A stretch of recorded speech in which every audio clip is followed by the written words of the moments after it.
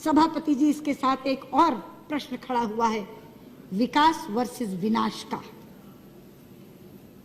उत्तराखंड में विकास के नाम पर जो होड़ लगी है, प्रकृति से छेड़छाड़ करने की, पर्यावरण को प्रदूषित करने की, नदियों पर बांध बनाने की, ये उसका नतीजा है।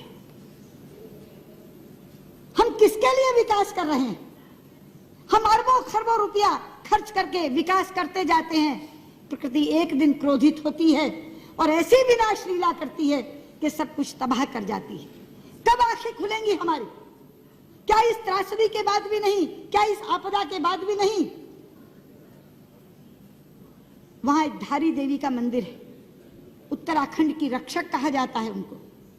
उत्तराखंड की रक्षक देवी धारी देवी, उन धारी देवी के ऊपर भी एक विद्युत परियोजना चल रही है, जिसमें धारी देवी को जलमग्न करने की योजना थी। हमारी पार्टी की नेत्री उमा भारती एड़ी चोटी का जोर लगा रही थी उस धारी देवी को बचाने के लिए।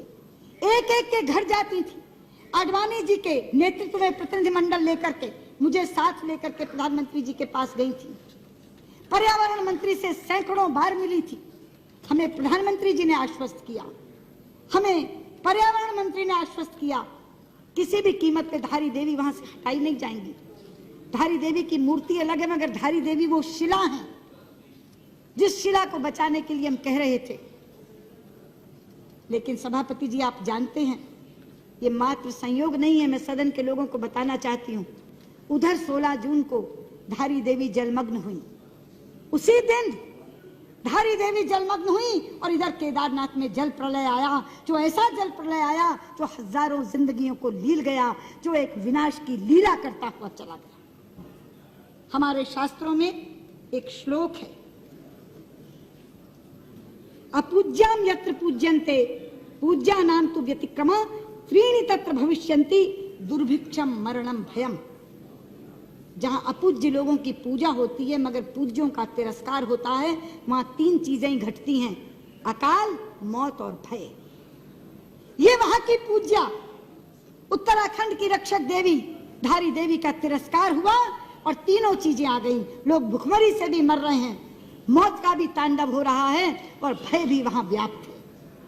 इसलिए मैं कहना चाहती हूं, ये जो विकास वर्सेस विनाश का प्रश्न है, ये आज मुंह बाए खड़ा है। वहां गंगा जी के ऊपर कितने बांध बन रहे हैं आप जानते हैं। योजना आयोग की चतुर्वेदी समिति ने गंगा, भागीरथी और अलकनंदा पर 70 बांधों की स्वीकृति दी है। 70 बांधों की।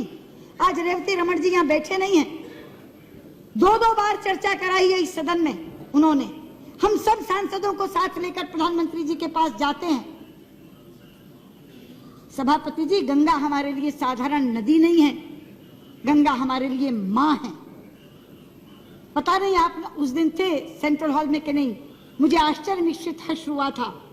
इतना हर्षित हुआ था मन, जापान के प्रधानमंत्री ने केंद्रीय कक्ष में संसद के दोनों सदनों के सांसदों को संबोधित करते हुए जब गंगा जी का नाम लिया था तो गंगा मैया कहा था। वो लोग हमारी भावना की कद्र करते हैं, वो हमारी आस्था की कद्र करते हैं। वो गंगा जी को गंगा मैया कहकर संबोधित करते हैं और हमारे लोग गंगा मैया को सुरंग में डालने की योजना बना रहे हैं। गंगा जी की धारा अविरल बहे, गंगा जी की धारा निर्मल बहे, इसके लिए हम लोग प्रयास में लगे हुए हैं। लेकिन गंगा जी को जो लोग सुरंग में डालना चाह रहे हैं, उस उत्तराखंड के लोगों को इस तरह की आपदाएं सहनी पड़ रही हैं जिसका शिकार पूरे का पूरा देश बनता है। इसलिए मैं आज यहाँ खड़ी होकर ये कहना चाहती हूँ, धारी देवी को पुनर्स्थापित करने का काम करिए। मैं यहाँ से मांग करती हूँ, गंगा मैया पर बनने वाले सारे बांधों को निरस्त करिए। जितना मर्जी पैसा उस पर खर्च हो चुका होगा, जो पैसा आपके राहत और पुनर्वास पे खर्च होने वाला है वो उससे कहीं कम होगा। जितना मर्जी पैसा खर्च हो गया हो, मत दिखाइए हमें वो एस्टिमेट्स, मत बताइए कि इतना पैसा खर्च हो गया। अमूल्य जिंदगियां जा रही हैं, खत्म हो रही हैं। पूरे का पूरा उत्तराखंड आज विप्लव की कगार पर खड़ा है। इसलिए मैं आपसे कहना चाहती हूं, गृह मंत्री जी, गंगा मैया पर बनने वाले सारे बांध निरस्त कर दीजिए, धारी देवी को पुनर्स्थापित करिए।